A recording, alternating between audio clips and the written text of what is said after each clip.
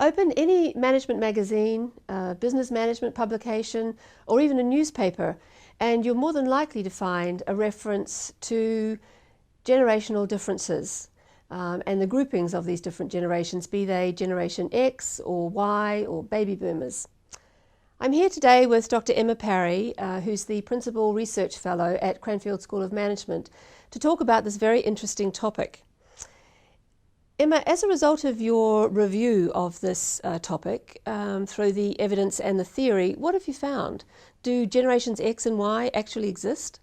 Well, I think the short answer to that is that the jury's still out. I think we'd all agree that the idea has a lot of face validity. I mean, we all work in organisations with people that are older and younger than us and can see that perhaps there are some differences between us. But actually, the empirical evidence for this is very mixed. There are a lot of studies that haven't found any differences between generational groups, and some studies that have found differences, but these differences aren't the same across studies. So I think it's fair to say that we still need a lot of work in this area. But what we also know is that theoretically, the idea of generations in sociology has been around since the 1950s, with people such as Karl Mannheim talking about the idea of generations. So there's probably something there, but it needs a lot more work to get some proper evidence for this idea. Because certainly those who are looking at this topic, and certainly the practitioner, attribute certain values or ways of working or preferences to these groups. Do they actually show up at all? Well, we do find, as I said, we do find some ideas, but actually there's no consistent pattern of which values are ascribed to which generational groups in the literature. And also, actually, if you look at the way that the groups are defined, we find that the years that define, say, baby boomers or Generation X actually aren't consistent either across research studies. So, you know, there's a lot of debate and a lot of inconsistency out there, which perhaps is surprising given that in practice we see that lots of people regularly talk about these ideas. So in your article, Emma, you talk about some methods or problems with the methods that were used to study this particular topic. What are some of your concerns that you have around how it was studied? Okay, I think there are two main concerns, if you like. The first of which, it's actually difficult to define which differences between age groups are due to generations, generations being differences that in attitudes that people get as they grow up, so attitudes that would stay stable over a person's life, and those differences that are due to things that change as people get older. So if you were going to actually look at differences that stayed stable as people got older or changed, you'd actually need to look at people over time, so do a longitudinal study. But most of this research actually focuses on cross-sectional or snapshot studies. So why they can say that different age groups have different attitudes or different values, we don't really know if this is due to generational things or whether it's due to the fact that they've changed as they've got older. So I might have attitudes now, but when I'm 50 or 60, these might have changed. But I'll also have some attitudes that will be the same, and these would be generational attitudes. So it's kind of a pragmatic issue that to look at a slice, cross-sectional study now versus actually spending the time over a longer period of time. Yeah, absolutely. Yeah. And the only way really to do this is to look at different cohorts, different age cohorts over time to see which of their attitudes remain stable and which change as they get older. The second one, which is slightly more complicated, I'm afraid, is that actually if we look at the theory around generations, it defines generations as people that live and were born in the same social space. So they're people that have had particular experiences as they've grown up and have developed values, attitudes, preferences because of that.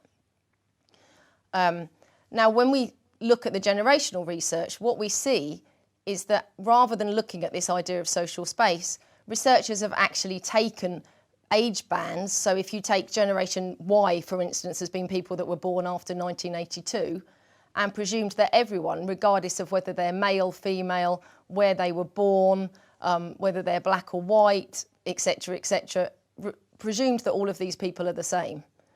Now, I think we can see that these people are unlikely to have had the same experiences as they've grown up. So they're actually unlikely, according to the theory, to be in the same generations. So what people are really looking at is what we might call age cohorts. They're looking at people that were born at the same time, but actually are unlikely to have formed the same attitudes because they've had the same experiences. From that, I would question whether, in fact, having been born in a particular era, and let's say things that are memorable like the JFK or 9/11, that those circumstances would impact people and they'd feel that impact in perhaps a similar way. Is that possible? Well, that's what the research presumes. But I think if we think about that a bit more deeply, we can see that you would not expect everyone to experience those events in the same way. So people in the US, for instance, might have experienced what happened with the JFK shooting in the same way, but people in the UK or Africa or Asia would not have experienced that in the same way. So to presume that all of these people have the same attitudes because of the same experience doesn't really work.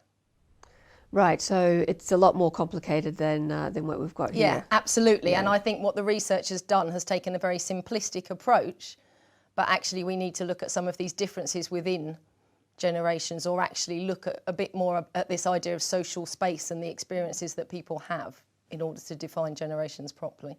So a lot more research is required on this very fascinating topic. Absolutely.